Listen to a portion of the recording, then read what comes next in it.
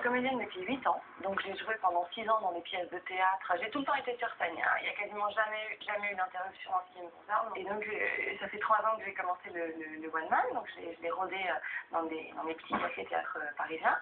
J'ai vraiment rodé, créé, peaufiné là-bas. Et après, je suis partie pendant 1 an et demi sur les routes de France et j'ai pu intégrer le théâtre de 10 heures depuis 6 mois maintenant. Normalement, je ne devrais pas être ici, en fait, parce qu'il y a une maternelle au bout de la rue et comme j'ai pas le droit d'approcher d'une école à moins de 100 mètres, alors donc le sac, il y a tout qui est dedans, la veste, elle est en haut, la bouteille d'eau, elle est en haut et donc c'est parti. Alors, j'ai besoin d'être sur scène bien avant que le spectacle commence pour me concentrer, pour répéter, pour me mettre dans mon personnage, voilà, j'ai besoin de traîner sur le plateau. C'est surtout mécanique ce que je fais à ce moment-là. J'ai besoin de refaire des choses mécaniques. Bonjour. Bonjour. Bonsoir, vous allez bien? Ouais, tant mieux, dites-moi. Je suis vraiment très marquée par ma formation et par mon parcours qui est théâtral. Donc c'est vrai que même si je suis seule en scène et que la forme qui se rapproche le plus de ce que je propose dans mon spectacle, c'est le stand-up, c'est très théâtralisé quand même. Non, par la fenêtre des 5e. Attends, personne ne connaît son suicide sur le dos. Ah non, il bosse des troncs avec eux. En fait, c'est un humour qui est pas très courant pour une femme. C'est plus un humour masculin. Je mélange l'humour noir et l'absurde. Hein? Je suis dans le temps, tout va bien. L'avion aujourd'hui, le 10 heures est connu. C'est un théâtre qui est connu comme le théâtre de province. Donc c'est vraiment une très belle vitrine pour nous, les artistes qui jouent ici. Il faut vraiment être passé par l'étape parisienne pendant plusieurs mois, voire plusieurs années, pour être programmé dans des bonnes salles, du moins en province. Voilà, ils sont quand même, ils ont une exigence et c'est vrai que plus on aura joué à Paris, plus la vitrine sera belle, plus on sera programmé en province aussi. Je suis vraiment tout le temps en train de bouger à gauche, à droite, même d'une ville à l'autre. Il y a quelque chose qui se passe en province qui est vraiment de l'ordre de l'enthousiasme. Mais on sait, mais qui est partagé, que tu partages avec ta salle. À Paris, on a accès à tout. Il y a énormément de spectacles qui se jouent. Donc c'est plus dans nos habitudes, en fait, dans l'habitude du Parisien de sortir 3 fois par semaine, voir des spectacles, alors qu'en province, il y a moins de choses forcément. Donc comme il y en a moins, il y a plus... cet enthousiasme, ça atteint des niveaux de représentation, d'échange, de rire, c'est énorme. Ça va. En fait, tout reste à faire encore. La route est tellement longue. Moi, j'ai démarré il y a 3 ans avec un spectacle qui ne ressemble plus en rien à ce qu'il est aujourd'hui, que j'ai renouvelé pour l'affiner, pour affiner mon style. Il y a beaucoup de travail qui a été fait, mais voilà, c'est loin d'être... c'est le début. Bonsoir à tous. Oh non mais les publicitaires, non mais les mecs parfois franchement mais je trouve de ces slogans, je veux dire vous avez vu les slogans de chez McDo par exemple? Ah ouais, le gars il est quand même énorme, il est formidable. Chez McDo, ils te disent chez McDo, venez comme vous êtes. Ben, ça tombe bien, hein, j'avais pas l'intention de m'épiler avant. Ah ouais. Parfois ils vont loin quand même.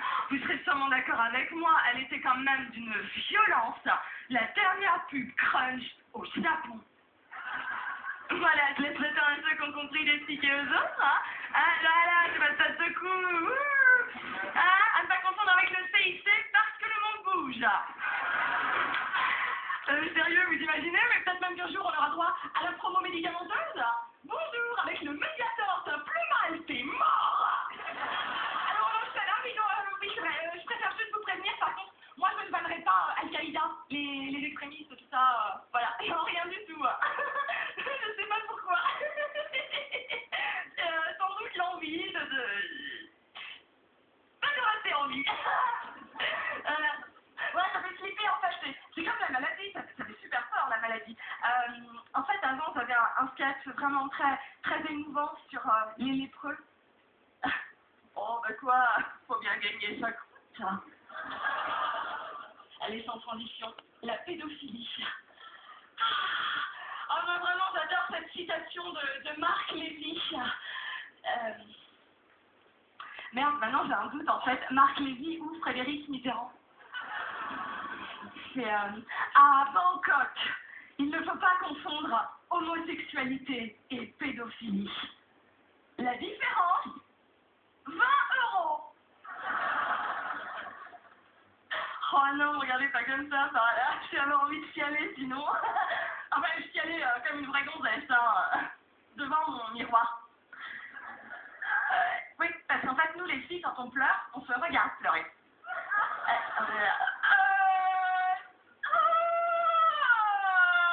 Puis on prend des pauses un petit peu, on est... Oui, je suis bonne! Mais je suis même trop bonne! Mais si tu me voyais comme ça, connard, mais tu reviendrais! Vous les avez tous? Voilà, comme une vieille femme bien marquée sur RSA! Oui, c'est les références sexuelles. Ah mais on est un petit peu frappés de toute manière. Ah mais les garçons, vous savez, c'est comme le soir parfois, quand vous êtes là, sur nous, en train de vous activer en vain. Et on est d'accord, enfin on peut pas vous dire hé, grouille-toi, il y a Koh-Lanta. Alors ça, on peut pas. Alors parfois, ben voilà, on crie pour que ça s'arrête. Mais c'est que de la timidité.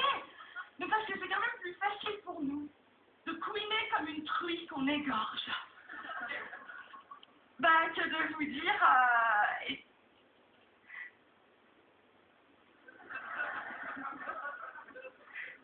Excuse-moi, en fait, à mon avis, là, tu peux arrêter.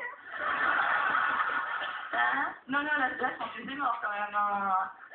Mais regarde, 30 minutes que tu cherches quand même. Ah là, ça commence à sentir le caoutchouc brûlé. Non mais c'est dingue, mais les filles, mais faudrait qu'on se rémasse toutes ensemble. Mais qu'on ose leur poser un vrai ultimatum. Hein? Alors écoute-moi bien, Bradley Cooper. Oui, on peut choisir, oui. Soit t'essayes de t'appliquer au moins un peu, soit tu me payes. Ah, bah tiens, on verra si ça motive pour les troupes, ça.